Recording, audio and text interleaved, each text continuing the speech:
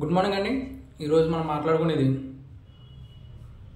సత్తెనపల్లి నియోజకవర్గం కంకనానపల్లి అనే గ్రామంలో ఒక అంగన్వాడీ కార్యకర్త మీద మదం ఎక్కి ఒక టీడీపీ కార్యకర్త ఆయన ఇష్టం వచ్చినట్టు మాట్లాడాడు. వాళ్ళ తమ్ముడి కంట అంగన్వాడీకి సంబంధించిన గుడ్లు, పాలు, ఖర్జూర పళ్ళు, డేట్స్ ఇలాంటివన్నీ కూడా ఇవ్వాలంట, లేకపోతే ఆమెను తీసేస్తాడంట, లేకపోతే ఆమెని చాలా దారుణంగా మాట్లాడాయి. మనం చెప్పలేం కానీ ఆయన చాలా దారుణంగా మాట్లాడాడు. ఆయన పేరు బొడ్డి వెంకటేశ్వరరావు గారు. ఆయన సత్తెనపల్లి నియోజకవర్గం. ఆయన ఎంత దారుణంగా మాట్లాడారో ఆమె సెల్ఫీ వీడియోలో చాలా బాధాకరమైన విషయం. ఎందుకంటే ఇదే విషయంలో వైఎస్ఆర్సీపీ రేపల్లి ఆ తమ్ముడిని చంపేస్తే వెనకేసి వచ్చింది.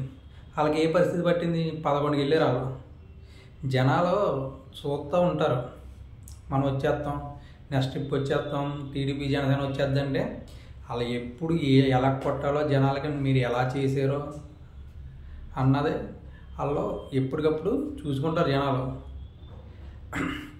కొడాల నాని గారు, నెక్స్ట్ రోజా గారు, వాళ్ళు మాట్లాడిన తీరు ఇవన్నీ ఒకప్పుడు పప్పు అనేవారు.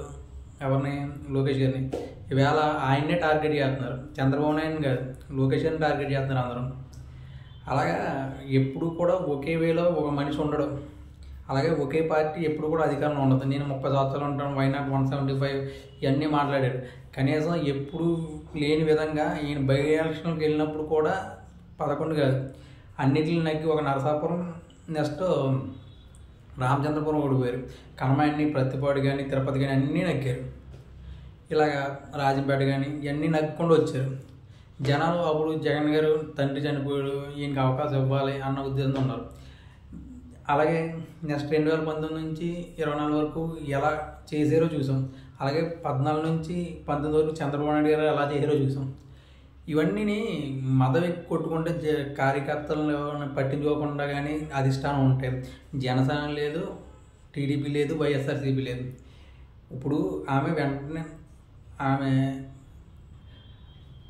వాలంటీర్ ఆశా కార్యకర్త అంటే అంగన్వాడీ కార్యకర్త ఆమె పోలీస్ స్టేషన్కి వెళ్ళి కంప్లైంట్ ఇచ్చిందంట. ఆ విషయం ఎమ్మెల్యే గారి దగ్గరికి వెళ్తే ఎమ్మెల్యే గారు కంప్లైంట్ ఓకే చేయమన్నాను కన్నా లక్ష్మీనారాయణ గారు. అది పట్టించుకోవడం వెంటనే ఆ పోలీస్ ఆయన సస్పెండ్ చేయదు. ఇప్పుడు ఈ 2 రోజుల తర్వాత ఇది బాగా వైరల్ అవుద్ది ఈ ఆడియో.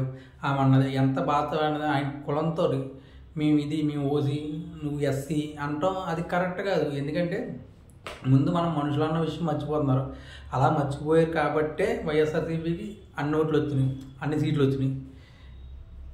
ఇలా కూడా చంద్రబాబు నాయుడు దగ్గరికి వెళ్ళి వెంటనే ఈయన యాక్షన్ తీసుకుని వెంటనే ఆయన్ని అరెస్ట్ చేయించకపోతే వీళ్ళకి కూడా 2029లో వీళ్ళని తట్టబుట్ట సర్దుకుని వెళ్ళిపోమంటారు. ఇట్లాంటివి ఉంటాయి.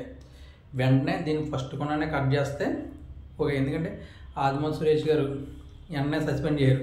అలాగే వెంటనే వీళ్ళ డెసిషన్ తీసుకుంటే బాగుంటుంది.